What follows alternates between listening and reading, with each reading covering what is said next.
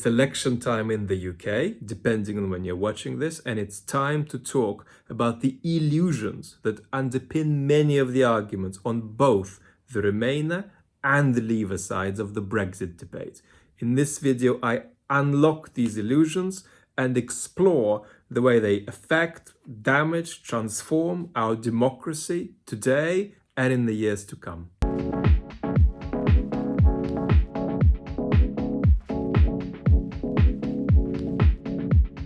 The first illusion is a certain kind of belief in progress, a belief in a theory of stages, the belief that even if we lose our way temporarily and things get worse, we will get back on track and the world will continue moving, vaguely speaking, towards something like a species-wide or at least a continent-wide civilization on which we can converge and which will contain many liberal values.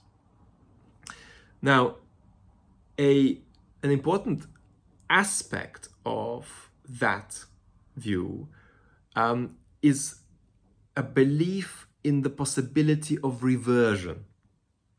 So if we're on a path and we take a sidetrack off that path, we believe that no matter what happens, we can always get back on the track we were on the path we were on.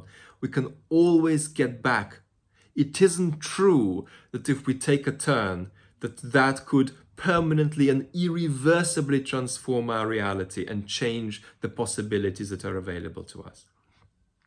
And that, of course, isn't a belief that bears out very well in reality.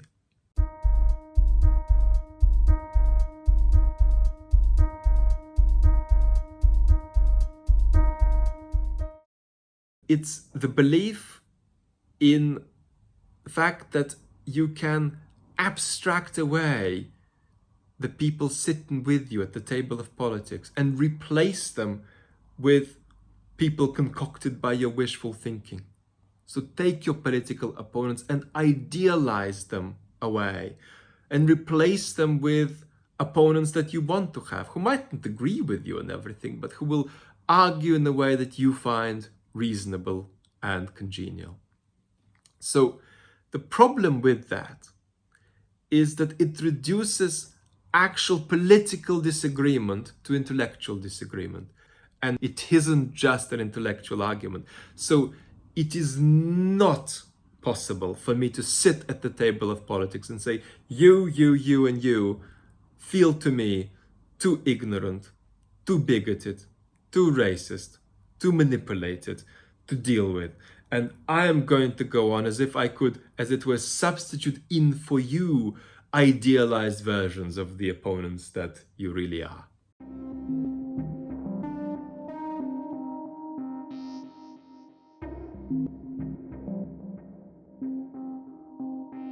As we see the center of politics giving in, not just in Britain, but all over the Western world, the center itself, its policies, its rhetoric over recent years is not in any way a part of this problem. The center is in no way responsible for its own demise. What is responsible? Ignorance, manipulation of information, and maybe malign foreign interference. For example, the Russians. Now, of course, what we say about what the Russians have been up to is true, but the conclusions we derive from it can become hysterical if we see that the effect the Russians have had is not 5 or 10%, but 80 or 90. And that way we forget about the domestic roots of the problems that we face. And the greatest example of this sort of thinking in recent years is probably outside of Britain. It's Hillary Clinton's book, the book that she wrote after she lost to Donald Trump, which doesn't begin to come to terms with how the collapse of centrist politics is to some extent brought about by the policies and the rhetoric of centrist politics itself.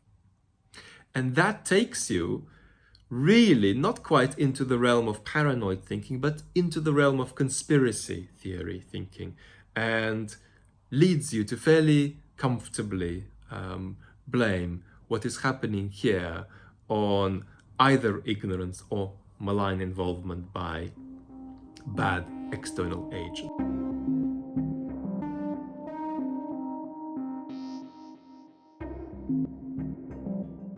The first Brexit illusion is the illusion of magical thinking about politics. And by magical thinking, I mean thinking that falls outside of a sense of cause and effect in politics. So when I choose my representative, I might, if things go well, think like this. Well, she's going to do X, Y, Z if she gets elected by means ABC, and these might be the results.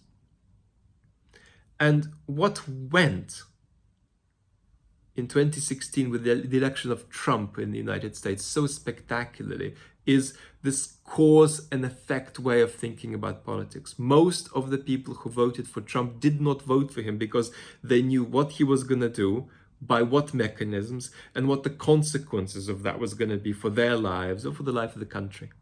It was magical thinking. And the majority of people in Britain who want Brexit want it for reasons of magical thinking. Thinking that is a product of them finding politics so opaque that they no longer think of it in terms of cause and effect, in terms of actual agency.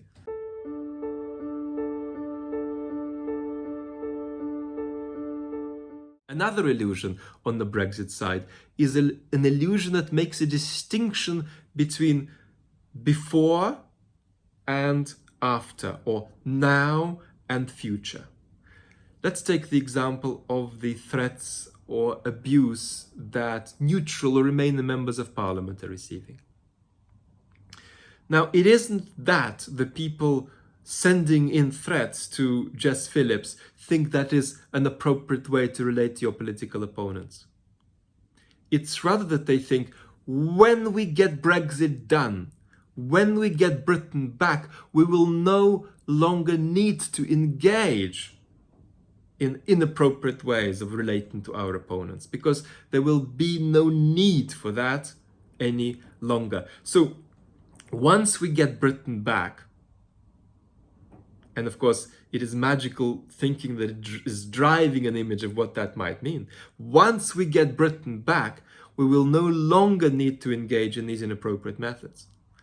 But of course, as we go, where we are now, the problem is that these people are regarding their Remainer opponents as enemies and not political opponents.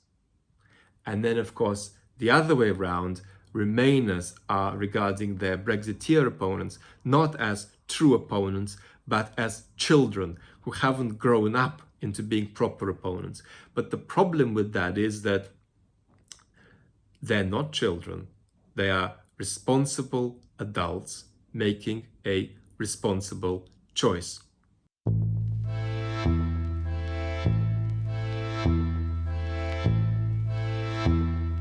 Illusions won't go away after Brexit, whatever after Brexit means, because Brexit will just keep going on for years to come. Many liberals will continue to misread the world around them in a way that undermines their own values and undermines their chances of defending successfully the institutions that they themselves believe in.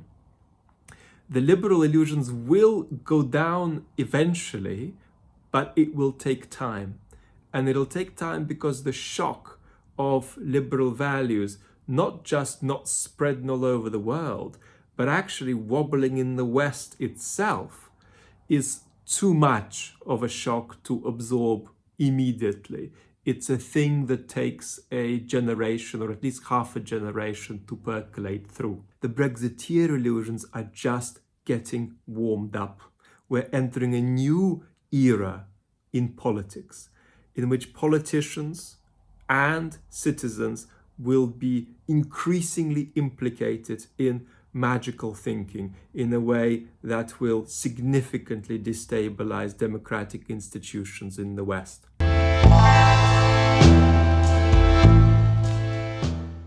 These illusions and their consequences are not unique to this country. They're part of a wave sweeping across the Western world.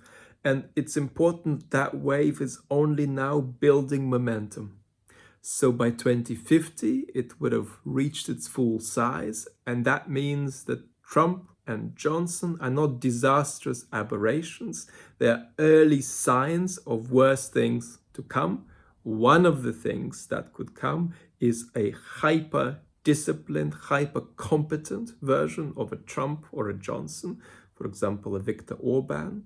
All of this will be magnified to the power of 10 by the ever-worsening climate crisis. And so it's important that we get out of little boxes of everyday observation and look at the wider moments of cultural moment that are coming along and risk sweeping us with them.